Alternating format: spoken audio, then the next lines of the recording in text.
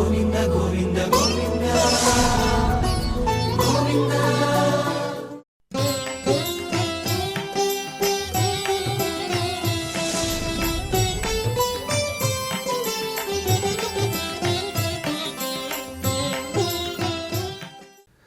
గురుర్బ్రహ్మా గురుర్విష్ణుః గురుర్దేవో మహేశ్వరః గురుః సాక్షాత్ పరం బ్రహ్మ తస్మై శ్రీ గురవే నమః. సుగ్రీవాదియుతం శ్రీశం భస్మాంగావృతమీశ్వరం మహేశ్వర సమం ధ్యాయేత్ కిష్కింధాకాండ ఉత్తమే. శ్రీరామచంద్ర పరబ్రహ్మణే నమః. సీతమ్మ లేనటువంటి జీవితం నిష్ప్రయోజనమని, తన ప్రాణములు నిలుపుకోలేనని చెప్పి లక్ష్మణస్వామితో చెబుతూ ఉన్నాడు రామచంద్ర ప్రభు. జనక మహారాజు అడిగితే ఏమని చెప్పగలనయ్యా? అలాగే తనను అనుసరించి అరణ్యాలకు వచ్చినటువంటి ఆ తల్లి నిరంతరము కూడా తననే నమ్మి తాను రక్షిస్తాను అని చెప్పి తనతో కలిసి అరణ్యానికి వస్తే ఇలా అపహరింపబడినటువంటి సీత జాడ కూడా తెలుసుకోలేకపోతున్నాను. తన ప్రాణమే దూరమైనప్పుడు ఇక తనకున్నటువంటి ఈ ప్రాణం దేనికి అని చెప్పి ప్రాణ సమానురాలైనటువంటి సీతమ్మ లేదు అని దుఃఖాన్ని పొందుతూ ఉన్నాడు రామచంద్ర ప్రభువు అని చెప్పి అనుకుంటూ అమ్మవారి యొక్క రూపాన్ని, అమ్మవారిని గుర్తుకు తెచ్చుకుంటూ ఉన్నారు రామచంద్ర ప్రభు. అనుకుంటూ ఆ స్మృతికి తెచ్చుకుంటున్నటువంటి రామచంద్రుడి వాక్యాలు చెబుతూ ఉన్నారు. తచ్చార్వంచిత పక్ష్మాక్షం సుగంధి శుభమౌవ్రణం అపశ్యతో ముఖం తస్యాహ సీదతీవ మనోమమ. రామచంద్రుని యొక్క మనస్సు కృంగిపోతూ ఉన్నది సీతమ్మ యొక్క ఆలోచనలతో. సీతమ్మను తలుచుకొని రామచంద్ర ప్రభువు విపరీతమైనటువంటి శోకాన్ని పొందుతూ ఉన్నారు. అందుకే ఆయన అంటూ ఉన్నాడు, తస్యాహ చార్వంచిత పద్మాక్షం. తస్యాహ అమ్మవారు సీతాదేవి యొక్క చారు అంచిత పద్మాక్షం. చారు అంటే సుందరము, సుందరమైనటువంటి పద్మముల వంటి నేత్రములు. అలా చార్వంచిత పద్మాక్షం, సుందరమైనటువంటి ఆ నేత్రములు. సుగంధి, మంచి సువాసన కలిగినటువంటి, శుభం మంగళప్రదమైనటువంటి, ఔవ్రణం ఎటువంటి మచ్చలు గాయములు లేనటువంటి, ముఖం ముఖమును. అంటే అమ్మవారి యొక్క ముఖ సౌందర్యాన్ని ఇక్కడ గుర్తుకు తెచ్చుకున్నటువంటి స్వామి. అపశ్యత చూడలేనటువంటి మమ మతి, నా బుద్ధి సీదతి ఇవ కృంగిపోతున్నటువంటి విధంగా ఉంది అని అంటున్నారు. అంటే అక్కడ తనను అనుసరించి వచ్చినటువంటి ఆ తల్లిని కాపాడుకోలేకపోయాననేటటువంటి దుఃఖము, ఇంతటి గొప్ప లక్షణములు కలిగినటువంటి ఆ తల్లి స్మరణకు వస్తూ తాను ఇంకా దుఃఖాన్ని పొందుతూ ఉన్నాడు. అలా సీతమ్మ ముఖమండలాన్ని చూడలేనటువంటి రామచంద్రుని యొక్క మనస్థితిని మహర్షి ఇక్కడ చెబుతూ ఉన్నారు.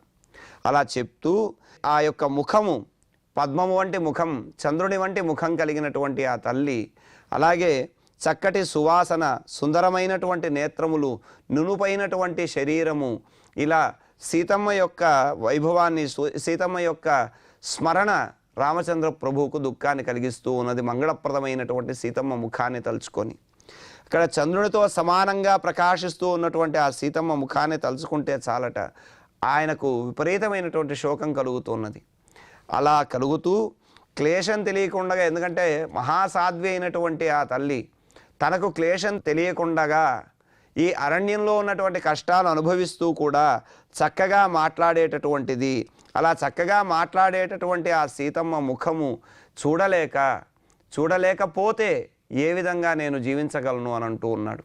అలా చంద్రుని కాంతితో సమమైనటువంటిది, పద్మపత్రముల వంటి నేత్రములతో ఉన్నటువంటిది, ఎలాంటి అలంకరణలు లేకపోయినా సహజ సిద్ధంగా సౌమ్యత్వాన్ని, మృదుత్వాన్ని, సౌందర్యాన్ని, ప్రశాంతతను కలిగి ఉన్నటువంటి లక్ష్మీ కళతో ఉట్టిపడేటటువంటి ముఖ సౌందర్యం అని. సీతమ్మ సాక్షాత్తు లక్ష్మీదేవియే. ఆ లక్ష్మీదేవి యొక్క దివ్య సౌందర్య లావణ్యాలు అతిశయించి ప్రకాశిస్తూ ఉన్నాయి సీతమ్మ తల్లిలో. సౌందర్యము అనంటే అందరినీ కూడా ఆనందింపజేసేటటువంటిది. లావణ్యము అనేటటువంటిది నునుపుదనం ఏదైతే ఉందో దాన్ని లావణ్యము అని అన్నారు. అలాంటి సౌందర్య లావణ్యాతిశయమైనటువంటి ఆ ముఖాన్ని చూడలేకపోతున్నానని రామచంద్ర ప్రభువు ఆవేదన చెందుతూ ఉన్నాడు. అంతేకాదు సీతమ్మతో మాట్లాడే భాగ్యం కూడా తనకు లేదు అని దుఃఖాన్ని పొందుతూ ఉన్నాడు. సాధారణంగా భార్యాభర్తల యొక్క మాటలు, వారి పరిహాసములు వారికి గుర్తుంటూ ఉంటాయి. అలా ఆ సీతమ్మ తల్లితో మాట్లాడినటువంటి మాటలను వినే భాగ్యం లేకుండా పోయిందయ్యా అంటూ ఇలా స్మితహాస్యాంతరయుతం గుణవన్మధురం హితం వైదేహ్యా వాక్యమతులం కదా శ్రోష్యామి లక్ష్మణ. ఓ లక్ష్మణ, కదా శ్రోష్యామి, నేను ఎప్పుడు వినగలుగుతానయ్యా సీత యొక్క మాటలు. ఆ మాటలు ఎలా ఉన్నాయి? వైదేహ్యాహ, సీతమ్మ యొక్క వాక్యములు స్మితహాస్యాంతరయుతం, చిరునవ్వుతో కూడుకున్నటువంటివి. అలా చిరునవ్వుతో అమ్మ మాట్లాడుతూ మధ్య మధ్యలో పరిహాసములతో కూడినటువంటి వాక్యములు, అలా చక్కగా మాట్లాడేటటువంటిది సీతమ్మ. గుణవత్, గుణవంతములైనటువంటి వాక్యములు. అలాగే మధురం, ప్రియమైనటువంటివి. హితం, మేలైనటువంటివి. అతులం, సాటి లేనటువంటిది. అంటే ఆమె మాట్లాడేటటువంటి తీరు, ఆమె మాట్లాడేటటువంటి మాటలు, ఆ మాటల యొక్క సౌందర్యం, ఆ మాటల యొక్క వైభవం ఇక్కడ రామచంద్ర ప్రభు స్మరణకు తెచ్చుకుంటూ ఉన్నారు. అలాంటి మాటలను కదా శ్రోష్యామి, నేను ఇంకా ఎప్పుడు వినగలుగుతాను. అంటే సీతమ్మ రామచంద్ర ప్రభువుతో ఆనందాన్ని కలిగించేటటువంటి విధంగా మాట్లాడుతూ ఉండేది. అలా మధ్య మధ్యలో వినోదాన్ని కలిగించేటటువంటి విధంగా పరిహాసములతో కూడినటువంటివి, గుణములతో కూడినటువంటివి, మంచి మాటలను మధురంగా మాట్లాడేటటువంటిది. హాస్యంగా సీతమ్మ మాట్లాడుతున్నటువంటి మాటలన్నీ కూడా రామచంద్రుని స్మరణకు వస్తూ ఉన్నాయి. అలా సంతోషాన్ని కలిగించే విధంగా హాస్యంగా, మధురంగా, ప్రియంగా, హితంగా, గుణవత్తరంగా ఉండేటటువంటి సీతమ్మ మాటలను వినలేకపోతున్నాను, ఎప్పుడు వింటానో అని లక్ష్మణస్వామితో చెప్పుకుంటూ ఉన్నాడు. అలాంటి మాటలు వినలేనటువంటి దీనమైన స్థితి. అంటే సీతమ్మ తన నుంచి దూరమయ్యింది. అలా దూరమైనటువంటి దుఃఖంలో రామచంద్ర ప్రభువు సీతమ్మ యొక్క మాటలు, సీతమ్మ యొక్క చేష్టలు, అలాగే సీతమ్మ యొక్క సౌందర్యము నిరంతరము కూడా ఏది చూసినా, ఎక్కడ చూసినా కూడా సీతమ్మనే తలుచుకుంటూ ఉన్నాడు రామచంద్ర ప్రభు. అలా ఎక్కడ ఉందో తెలిసినప్పుడు కదా తిరిగి ఆ మాటలు వినగలిగేటటువంటి అవకాశం వస్తుంది. అసలు సీతమ్మ ఎక్కడ ఉందో నేను ఎప్పుడు వినగలుగుతానో అని తాను దుఃఖాన్ని పొందుతూ ఉన్నాడు రామచంద్ర ప్రభు. దుఃఖిస్తూ ప్రాప్య దుఃఖం వనే శ్యామా సామాం మన్మథకర్షితం నష్ట దుఃఖేవ హృష్టేవ సాధ్వీ సాధ్వభ్యభాషత. ఎందుకయ్యా అంత దుఃఖాన్ని పొందుతూ ఉన్నాడు ఆయన అనంటే, అక్కడ ప్రాప్య దుఃఖం వనే శ్యామ, శ్యామ అనంటే మధ్య యవ్వనంలో ఉన్నది అని ఇక్కడ అమ్మవారు అపహరించబడినప్పుడు మధ్య యవ్వనంలో ఉన్నటువంటి ఆ తల్లి వైభవం చెబుతూ ఉన్నారు ఇక్కడ శ్యామ అనే పదం చేత.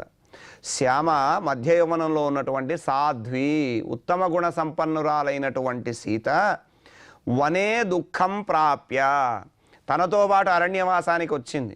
అలా అరణ్యవాసానికి వచ్చినటువంటి ఆ సీత వనమునందు, వనే అరణ్యమునందు దుఃఖం ప్రాప్య, దుఃఖాన్ని పొందినటువంటిదై తాను క్లేశాన్ని, కష్టాన్ని పొందినప్పటికీ కూడా నష్ట దుఃఖేవ, దుఃఖము లేనటువంటి దాని వలె, హృష్టేవ, ఆనందిస్తున్నటువంటి దాని వలె, మన్మథ వికర్షితం, మన్మథునిచే పీడించబడుతున్నటువంటి మాం సాధు అభాషత, నాతో చక్కగా మాట్లాడుతూ ఉండేది.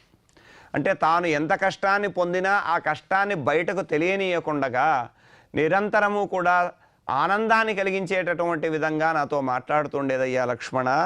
అందుకనే ఆమె సీత మహాసాధ్వి, సాధ్వి అనేటటువంటి పదం, సమయోచితమైనటువంటి పదములను చక్కగా ఆయా శ్లోకాల్లో మహర్షి మనకు తెలుపుతూ ఉంటారు. ఇక్కడ నష్ట దుఃఖేవ హృష్టేవ సాధ్వి సాధు అభ్యభాషత అని అన్నారు. అక్కడ సాధ్వి అనేటటువంటి పదాన్ని ఇక్కడ ఉపయోగించడం చేత సీతమ్మ యొక్క గుణవైభవాన్ని ప్రకటింపజేస్తూ ఉన్నారు మహర్షి. ఏమిటి అనంటే, ఇక్కడ మహాసాధ్వి అడవిలో కష్టాలను అనుభవిస్తూ కూడా ఇక్కడ సుఖంగా జనక మహారాజు పుత్రికగా, దశరథ మహారాజు కోడలుగా, రామచంద్రుని పత్నిగా తాను రాజ్యసుఖాన్ని అనుభవించవలసినటువంటి తల్లి. అలాంటి రాజ్యసుఖాలకు దూరమై భర్తను అనుసరించి అరణ్యాలకు వచ్చి అరణ్యముల్లో ఉండేటటువంటి రాళ్ళు, రప్పలు, ముళ్ళు ఇలా ఆ అరణ్యంలో ఉండేటటువంటి క్లేశములన్నీ కూడా అనుభవిస్తున్నప్పటికీ కూడా, కష్టాలు పొందుతున్నప్పటికీ కూడా ఏ కష్టము లేనటువంటి దాని వలె సంతోషంగా మాట్లాడుతూ ఉండేదట. అందుకని ఇక్కడ సాధ్వి అనేటటువంటి పదం సీతమ్మ తల్లి యొక్క గుణవైభవాన్ని చెబుతోంది. ఏమిటి అనంటే, తాను కష్టపడుతూ కూడా నేను కష్టపడుతున్నానండి అని చెబితే భర్త ఎక్కడ తాను బాధను పొందుతాడో అని చెప్పి ఆ కష్టాన్ని కూడా కప్పివేసి సంతోషంగా, ఆనందంగా భర్తకు సంతోషాన్ని కలిగించాలి అని చెప్పి మాట్లాడుతూ ఉండేదట సీతమ్మ తల్లి. అది సాధ్వి అన్న పదానికి అర్థం. అంటే తన కష్టాన్ని కూడా తాను మరచిపోయి, తాను పడుతున్నటువంటి కష్టాన్ని ప్రకటించకుండగా, తాను పడుతున్నటువంటి కష్టాన్ని తెలిస్తే తన భర్త ఎక్కడ బాధపడతాడో అని చెప్పి ఆమె భర్తకు తన కష్టాన్ని తెలియనీయకుండా సంతోషాన్ని కలిగించేటటువంటిది. అలా మంచి మాటలతో ఆనందాన్ని కలిగించే విధంగా మాట్లాడేటటువంటి ప్రజ్ఞాశాలి కనుకనే సీతమ్మను సాధ్వి అని అన్నారు ఇక్కడ. అలాంటి సీతమ్మను తలుచుకొని రామయ్య అంటూ ఉన్నాడు అక్కడ, నా కోసం అందరినీ విడిచి అరణ్యానికి వచ్చిందే, అలా రాజ్యాన్ని విడిచింది, సుఖాలను విడిచింది, సంతోషాన్ని విడిచిపెట్టింది. తాను నిరంతరం దుఃఖపడుతున్నప్పటికీ కూడా ఏ దుఃఖాన్ని కూడా ప్రకటించకుండా నేనెక్కడ దుఃఖపడతాను అని చెప్పి ఆమె నిరంతరము కూడా తన దుఃఖాన్ని కప్పి నాకు సంతోషాన్ని కలిగిస్తూ ఉన్నదే. అలా వనే దుఃఖం ప్రాప్య, అరణ్యంలో దుఃఖాన్ని పొందుతూ కూడా నేను బాధపడతానేమోనని నష్ట దుఃఖేవా, దుఃఖం పొందనటువంటి దాని వలె ఆమె చాలా ఆనందంగా నాతో మాట్లాడుతూ ఉండేదయ్యా. అలా మాట్లాడుతూ చిరునవ్వుతో మాట్లాడుతూ తన దుఃఖాన్ని కూడా తాను బయట పెట్టలేనటువంటి అంత సాధ్వి అయినటువంటి ఆ సీతాదేవి ఎంత దుఃఖాన్ని పొందుతోందో అని రామచంద్రుడు దుఃఖాన్ని పొందుతూ ఉన్నాడు. అందుకే వాల్మీకి మహర్షి పరవశించి ఆయన భక్తితో, గౌరవంతో, వాత్సల్యంతో, ప్రపత్తితో, ఆత్మానుబంధంతో చాలా పరవశించినటువంటి వాడై సీతాయాశ్చరితం మహత్ అని అన్నాడు. అంటే సీతమ్మ లేనిదే, సీతమ్మ మహత్వంతోనే ఈ రామాయణం అంతా కూడా నిండి ఉంది. సీతమ్మ లేనిదే రామాయణం లేదు, సీతమ్మ లేనిదే రాముడు లేడు అని చెప్పి ఆ సీతమ్మ యొక్క నడవడిక ఆ సాధ్వి అనేటటువంటి పదంలో చెప్పారు. అలా భర్త ఆచరించినటువంటి ధర్మాన్ని అనుసరిస్తూ తాను భర్త కష్టసుఖాల్లో పాలు పంచుకునేటటువంటి విధంగా ధర్మపత్నిగా ధర్మాన్ని ఆచరించినటువంటి సాధ్వి అని సీతమ్మ యొక్క ఇక్కడ మహావైభవాన్ని, గుణవైభవాన్ని చక్కగా చెప్పారు. అలా చెబుతూ సీతమ్మకు రాముడే సర్వస్వం. సీతమ్మ ఆనందానికి కారణం ఎవరయ్యా అంటే రామచంద్ర ప్రభువే. ఆమెకు దుఃఖం లేదు కనుక రామచంద్ర ప్రభువు ఆనందంగా ఉంటే సీతమ్మ ఆనందంగా ఉన్నట్టే. కనుకనే రాముడికి ఏ రకమైనటువంటి కష్టము, ఏ రకమైనటువంటి దుఃఖము తెలియకుండా తాను నిరంతరము కూడా సుఖంగా, సంతోషంగా మాట్లాడుతూ ఉండేది. అటువంటి సీతమ్మ లేనటువంటి రాముడు లేడు, రాముడు లేని సీతమ్మ లేదు. ఇది వారిద్దరి యొక్క అన్యోన్యమైనటువంటి దాంపత్యం. అది అలా వారిద్దరు వేరు అని ఊహించడం కూడా తప్పు. అలా వారిద్దరూ ఒకటే అనేటటువంటి భావన అని చెప్పి ఇక్కడ చెబుతూ ఉన్నారు. అలా రామచంద్రుడి యొక్క హృదయాన్ని గ్రహించినటువంటి సీతమ్మ సాధ్వి, అనుసరించి వచ్చినటువంటిది. అలాంటి గుణవంతురాలైనటువంటి సీతమ్మను విడిచి తాను ఉండలేను అని చెప్పి రామచంద్ర ప్రభువు దుఃఖాన్ని పొందుతూ ఉన్నాడు. అందుకనే సీతమ్మను పదే పదే గుర్తుకు తెచ్చుకొని, ఇంతటి గుణవంతురాలు కనుకనే భర్తగా తాను భార్యను కోల్పోయినటువంటి వాడు ఎంతటి దుఃఖాన్ని పొందుతాడో అంత దుఃఖాన్ని ప్రదర్శింపజేస్తూ ఉన్నాడు రామచంద్ర ప్రభువు ఇక్కడ. అలా పరితపిస్తూ రామచంద్రుడు లక్ష్మణస్వామితో అంటూ ఉన్నాడు, కిమ్ను వక్ష్యామి కౌసల్యాం అయోధ్యాయాం నృపాత్మజ క్వసా స్నుషేతి పృచ్ఛంతీం కథంచాతి మనస్వినీం. ఓ నృపాత్మజ, లక్ష్మణ, రాజకుమార, అయోధ్యకు వెళ్ళామనుకో సీత లేకుండగా. అయోధ్యలో కౌసల్యామాత ఉంది. కౌసల్యామాతకు సీతమ్మ తల్లి అంటే ఎనలేనటువంటి అభిమానం, ప్రాణముతో సమానమైనటువంటిది. ఆమె వెళ్ళగానే సా స్నుషా క్వా, నా కోడలేదయ్యా అని అడిగిందనుకో, అప్పుడు నేనేం చెప్పగలనయ్యా?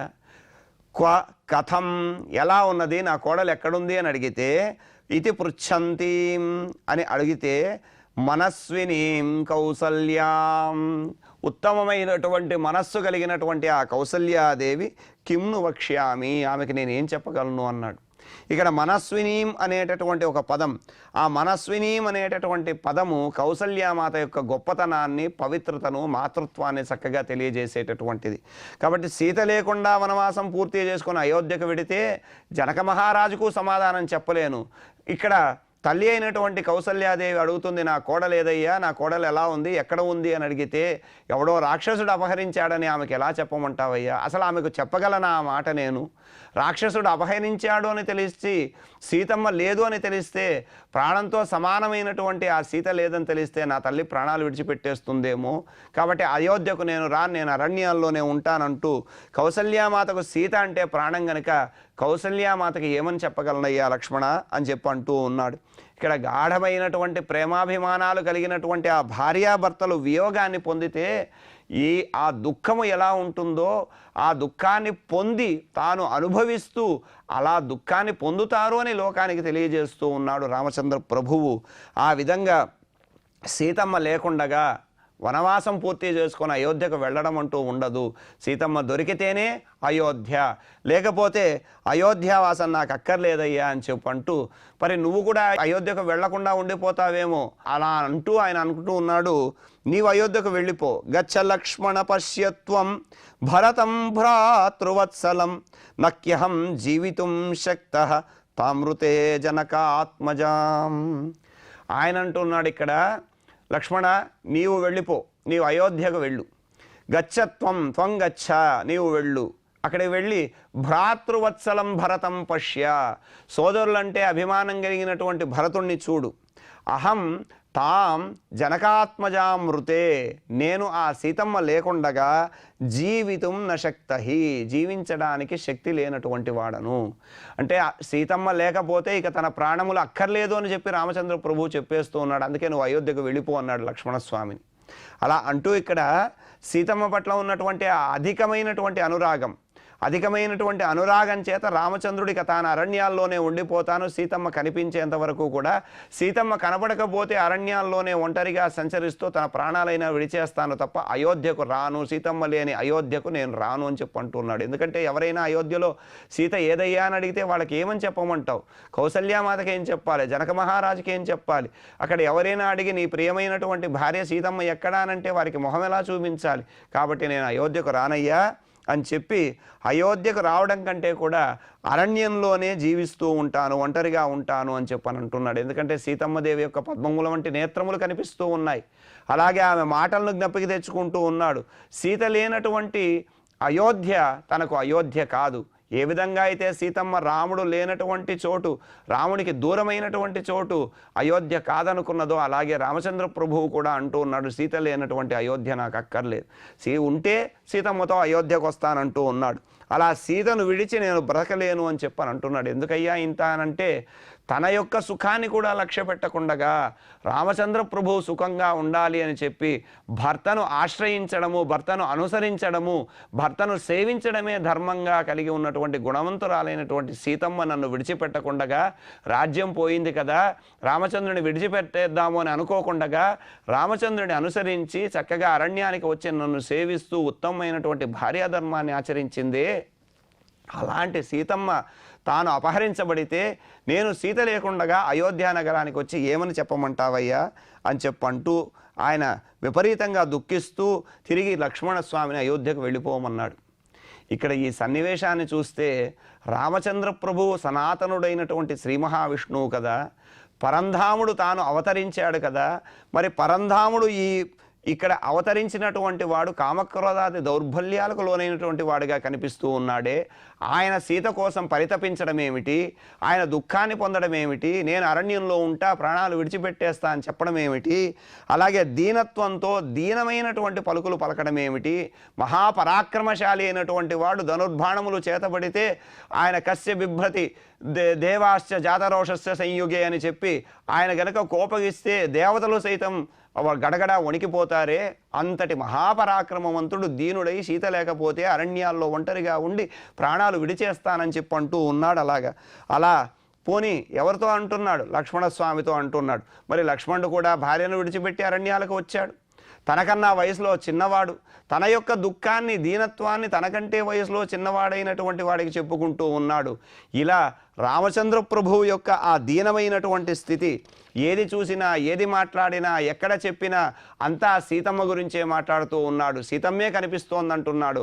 అలా నిరంతరము కూడా సీతమ్మ సీతమ్మ అని చెప్పి ఆయన రామచంద్రుడు దుఃఖాన్ని పొందుతూ విపరీతమైనటువంటి శోకంతో తాను ఉత్తేజాన్ని, ఉత్సాహాన్ని, పరాక్రమాన్ని కూడా మర్చిపోయినటువంటి వాడిగా విపరీతమైనటువంటి శోకంతో విలపిస్తూ ఉన్నాడే. మరి అలాంటి రామచంద్ర ప్రభు ఆదర్శ పురుషుడు అయ్యాడా అన్న సందేహం కలుగుతుంది మనలాంటి సామాన్యమైనటువంటి వారికి. కనుకనే ఆయన ఆదర్శ పురుషుడయ్యాడు, కనుకనే ఆయన దేవుడయ్యాడు.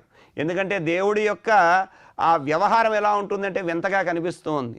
ఎందుకంటే నిష్కాముడైనటువంటి వాడు, నిరంజనుడైనటువంటి పరంధాముడు తాను సకాముడై, అంటే ఒక మానవునిగా ఏ విధంగా వ్యవహరించాలో ఆ విధంగా వ్యవహరిస్తున్నటువంటి వాడై సకామునిగా వ్యవహరిస్తే ఎలా ఉంటుందో లోకాలకి చూపాలనుకున్నాడు. అందుకనే పరుడు నరుడిగా వచ్చాడు. అలా నరుడిగా వచ్చి ఈ దుఃఖాన్ని నటిస్తూ ఉన్నాడు. ఈ దుఃఖమంతా కూడా ఎలాగా అంటే నటన. అది నటనాన్ని తెలియకుండగా నిజమే అని భ్రమపడేటటువంటి మనబోటి జీవులు ఎవరైతే ఉన్నారో ఆ జీవుల యొక్క వ్యవహారం, వాళ్ళకి ఎలా వ్యవహారం ఉంటుందో చూపించాలనుకున్నాడు. అందుకనే ఆయన నక్యహం జీవితం శక్తః తామృతే జనకాత్మజం, సీతా వియోగం తట్టుకోలేనటువంటి వాడై జీవించలేను అనేటటువంటి ఉన్మత్తునిగా, ప్రాణాలైనా విడిచిపెట్టేస్తాననేటటువంటి ఒక ఉన్మత్తంగా కనిపిస్తూ ఉన్నాడు. అలా లోకంలో కాముకుడైనటువంటి మానవుడు తనకు అత్యంత ప్రియమైనటువంటి భార్య దూరమైతే ఆ ప్రేమించేటటువంటి భార్య గురించి ఏ విధంగా బాధపడతాడో, ఏ విధంగా స్పందిస్తాడో తెలపాలనుకొని పరంధాముడు మానవ స్వభావాన్ని, మానవ మనస్తత్వాన్ని ఇక్కడ ప్రదర్శింపజేస్తున్నాడే తప్ప ఆయన ఏ రకమైనటువంటి దుఃఖాన్ని కూడా అనుభవించటం లేదు. ఇదంతా అభినయమే తప్ప అనుభవం కాదు అనేటటువంటి విషయాన్ని మనం గ్రహించాలి ఇక్కడ. కనుక రామచంద్రుడి యొక్క దుఃఖమంతా ఏమిటయ్యా అంటే ఆయన నటిస్తూ ఉన్నాడు, అభినయం ఇది, తాను అనుభవిస్తున్నటువంటిది కాదు. కాబట్టి ఇక్కడ రామచంద్రుడి యొక్క దుఃఖము మనకు బాక్యంగా కనిపిస్తోంది. మరి అంతరంగా చూస్తే భగవంతునికి జీవునికి మధ్య ఉన్నటువంటి ఆ వియోగం ఎంత దుఃఖాన్ని కలిగిస్తుందో, భగవంతునికి ఎంత దుఃఖాన్ని కలిగిస్తుందో తెలియజేస్తూ ఉన్నాడు. అంటే తన నుంచి దూరమైనటువంటి జీవుడు తిరిగి తన దగ్గరకు చేరలేకపోతున్నాడే. ఏ విధంగా అయితే సీతమ్మ రావణ చెరలో ఉండి అనేకమైనటువంటి కష్టములు పడి తనను పొందడానికి, తనను చేరడానికి ప్రయత్నిస్తున్నా కూడా కుదరలేదో, అలాగే జీవుడు కూడా సంసారం అనేటటువంటి చెరలో ఉండి ఆ సంసారాన్ని విడిచి పరమాత్మను పొందాలి అనేటటువంటి ధ్యాస కూడా లేకుండగా పరమాత్మను పొందడానికి ఎన్ని అడ్డంకులు కావాలో అన్ని అడ్డంకులు కూడా కల్పించుకొని తనను చేరలేకపోతున్నాడే అని పరమాత్మ విపరీతమైనటువంటి ఆవేదన పొందుతాడట. వీరిద్దరి వియోగంలో ఎవరికయ్యా అధికమైనటువంటి దుఃఖం ఉంది అని అంటే జీవునికా పరమాత్మకా అనంటే పరమాత్మయే అధికంగా దుఃఖిస్తాడు. నన్ను చేరవలసినటువంటి వాడు నేను చేరడానికి కావలసినటువంటి మార్గాలు కల్పిస్తున్నా, నన్ను చేరలేదే అని అధికమైనటువంటి దుఃఖాన్ని పొందుతాడు అనేటటువంటి అంతరం కూడా చెబుతారు. అలా చేరనటువంటి వాడి కష్టాన్ని చూసి పరమాత్మ దుఃఖాన్ని పొందుతూ ఉంటాడట. అందుకే ఈ కిష్కింధాకాండ అంతా చూస్తే సీతమ్మ యొక్క వియోగం చేత రాముడు పొందినటువంటి అధికమైనటువంటి దుఃఖమే కనిపిస్తుంది.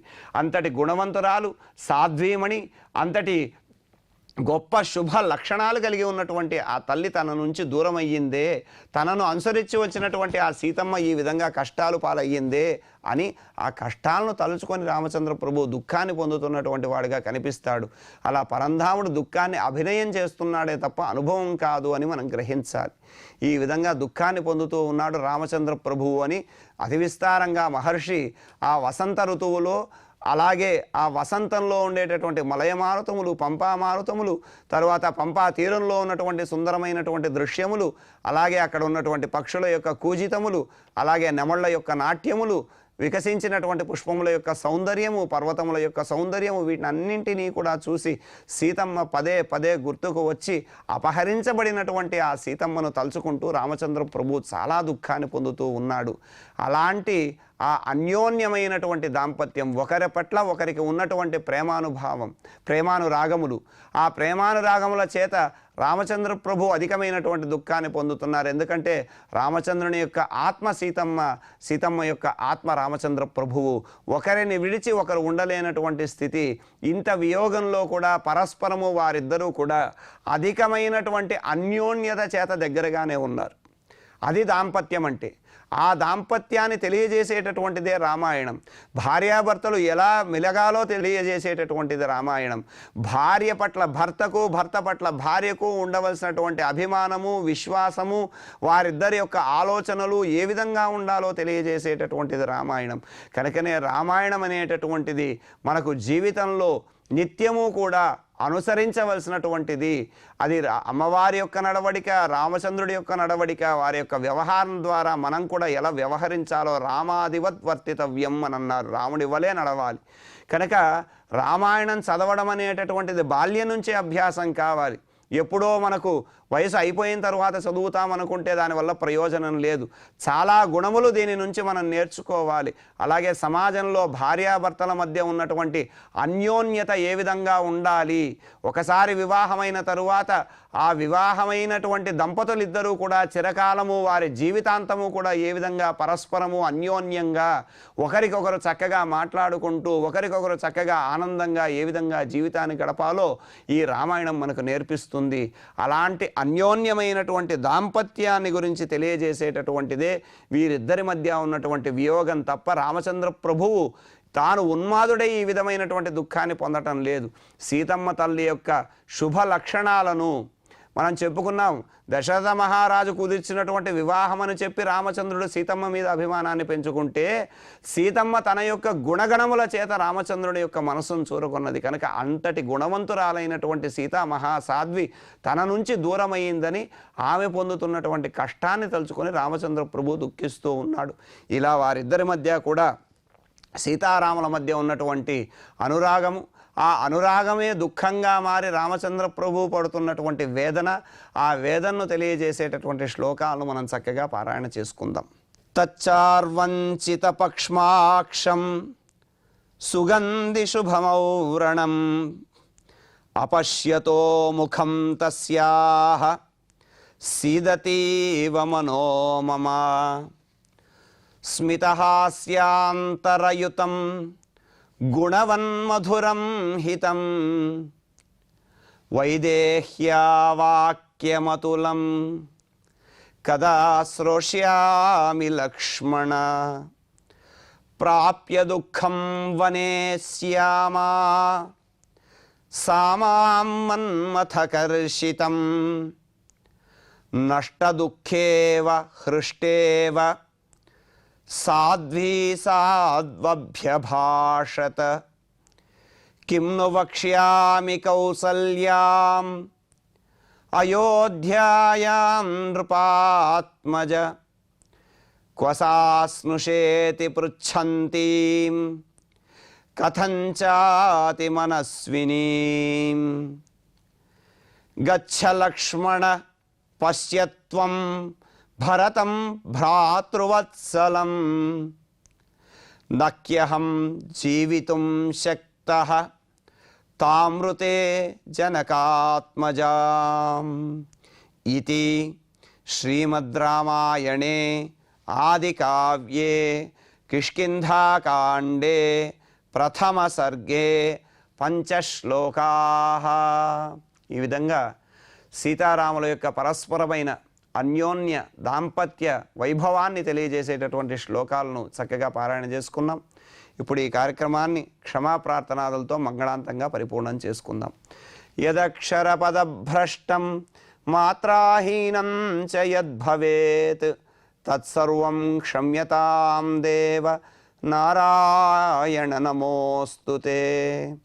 కాయేన వాచా మనసేంద్రియైర్వా బుద్ధ్యాత్మనా వా ప్రకృతే స్వభావాత్ కరోమి యద్యత్ సకలం పరస్మై నారాయణాయేతి సమర్పయామి. శ్రియకాంతాయ కళ్యాణ నిధయే నిధయేర్థినాం శ్రీవేంకట నివాసాయ శ్రీనివాసాయ మంగళం.